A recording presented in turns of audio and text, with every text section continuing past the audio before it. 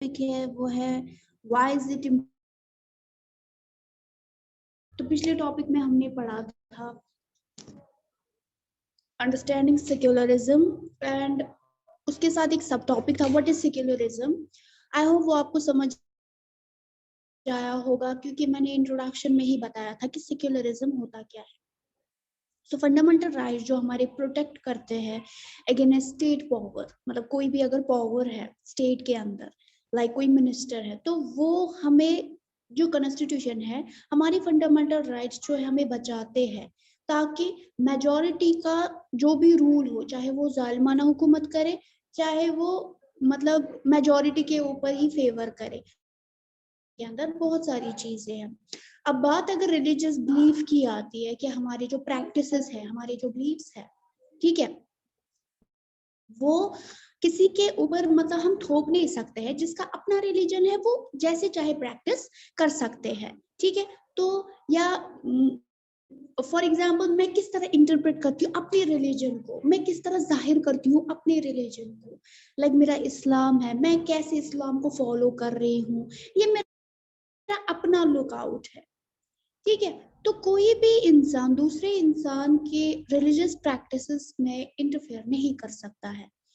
And ये जो idea था कि स्टेट को, गवर्नमेंट को इस चीज से दूर रखा जाए, किस चीज से, रिलीजन से दूर,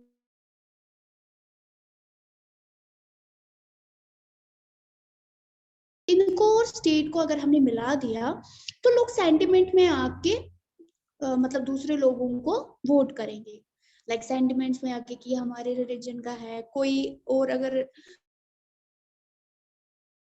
खड़ा होगा या चुना जाएगा, लोग उसका नहीं मानेंगे अगर रिलीजियस और स्टेट की पावर मिल जाएगी, तो आए दिन क्या होंगे, दंगे हो सकते हैं। तो सेक्युलरिज्म बेसिकली है ही इसलिए कि सेपरेशन ऑफ रिलीजन, यानी कि रिलीजन को स्टेट से अलग रखा जाए ताकि फर्दर कोई भी चीज ना हो ना। क्वेश्चन यहाँ पे अराइज होता है व्हाई इज इट सो, कि हमें ऐसा करना क्यों है, ये क्यों जरूरी है, ठीक है। This is important for a country, क्यों, ताकि वो,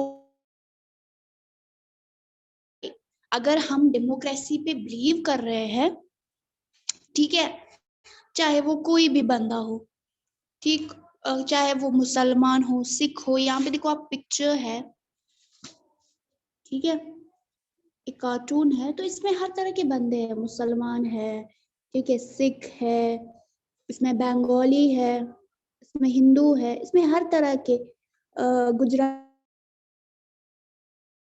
लोग हैं, इसमें समाये गए हैं। इसका मैसेज है कि कंट्री के अंदर बहुत सारे लोग हैं, डाइवर्स ग्रुप है अंदर, ठीक है। तो ऑलमोस्ट जो पूरी कंट्रीज है, पूरी वर्ल्ड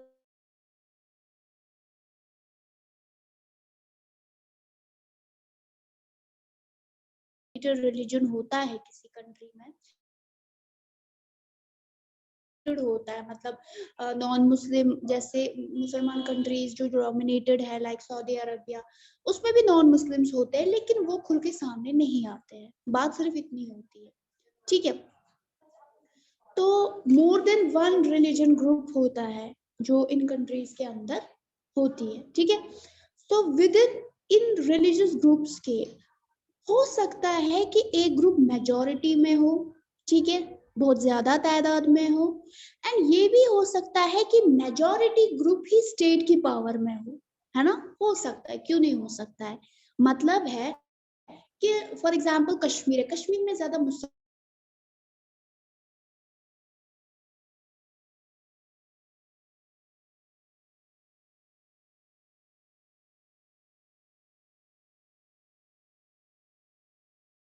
मुसलमान है, ठीक है।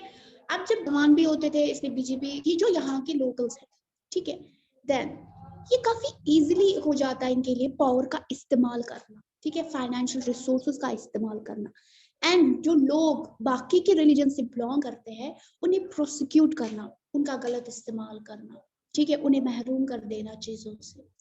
ये जो टायरनी है, ये जो जुल्म है, मेजोरिटी जो मतलब रूल कर रही है, ठीक है, एट ए टाइम्स।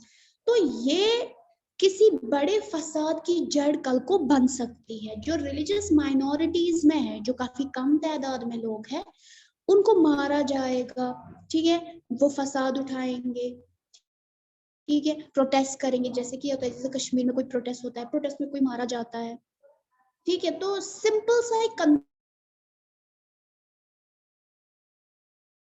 कंफ्यूजन, सिंपल सा एक मिसलीड कि ये यहाँ पे अगर ऐसा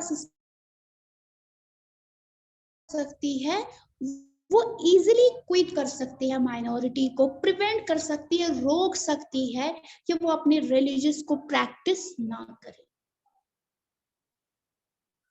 और कोई भी फॉर्म हो डोमिनेशन का, चाहे वो रिलीजियस में हो, ठीक है, हर तरह से वायलेशन ही होनी है। डेमोक्रेटिक सोसाइटीज गारंटी देती है कि ईच और एवरी सिटीजन, जो आपने पिछला पढ़ा इंडियन कॉन्स्टिट्यूशन, इक्वालिटी है। आप किसी भी रिलीजन से हो, आपको इक्वालिटी मिलेगी।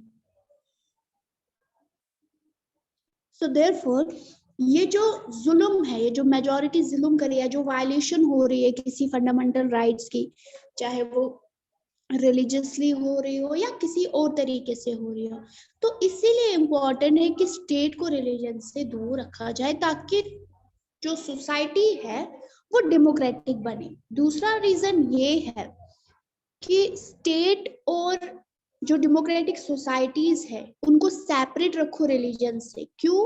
क्योंकि यहाँ पे हमें एक इंडिविजुअल को बचाना होता है, ठीक है, एक इंडिविजुअल, एक इंसान को हम बचा रहे हैं।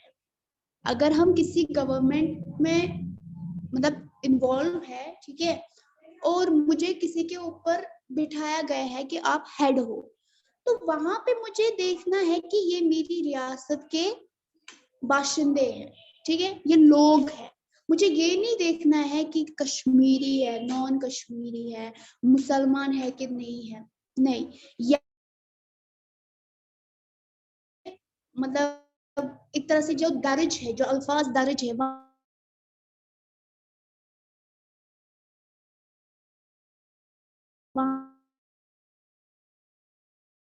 उसका कोई भी धर्म हो सकता है, वो किसी और रिलीजन से हो सकता है, या उसकी जो रिलीजियस टीचिंग हुई है, ठीक है, उसने जो मजहब पढ़ा है, मे भी उसने किसी अलग तरीके से पढ़ा हो।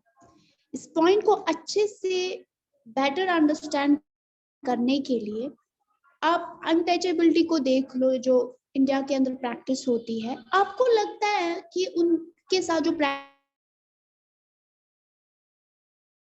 होती है, जो हिंदुइज्म है, मे बी आप चाहते हो कि फॉर एग्जाम्पल आप हिंदू है, ठीक है, हिंदुइज्म में ऐसी चीजें हो रही है जैसे कि अछूत दलित को बोला जा रहा है, आप हाथ नहीं लगा सकते हो किसी ब्राह्मण के गिलास को, वो गंदा हो जाएगा।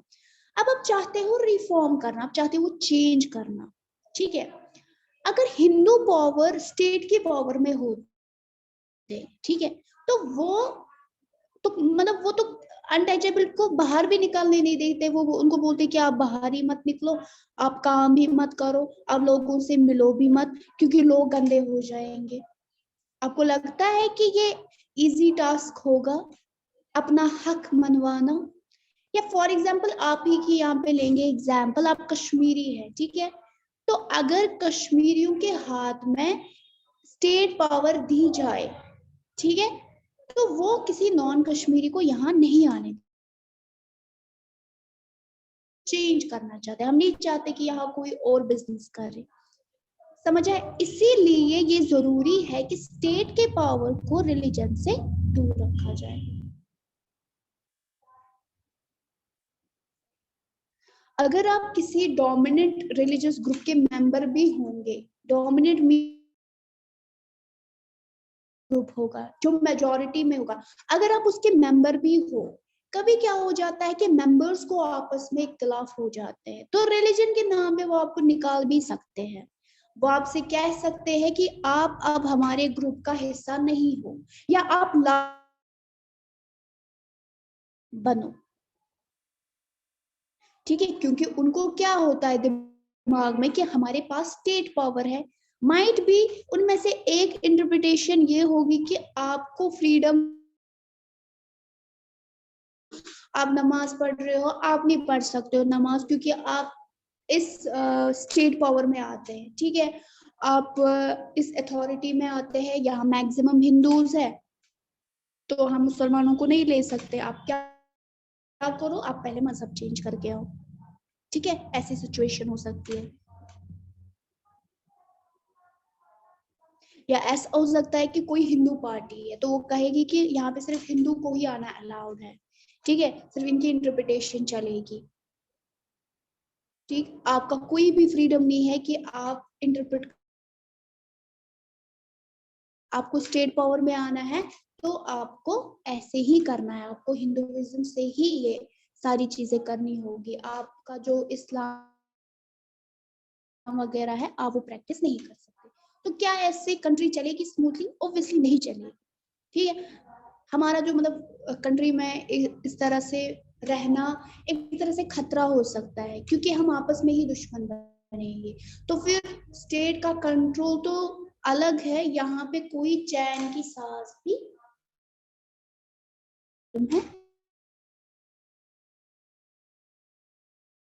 तो यहाँ पे व्हाई इज इट इम्पोर्टेंट, अगर आपको आता है तो इसमें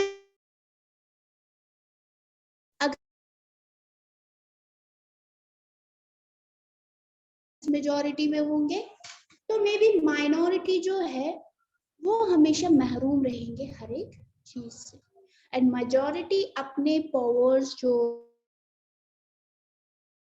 गलत इस्तेमाल भी कर सकते हैं। Is that clear?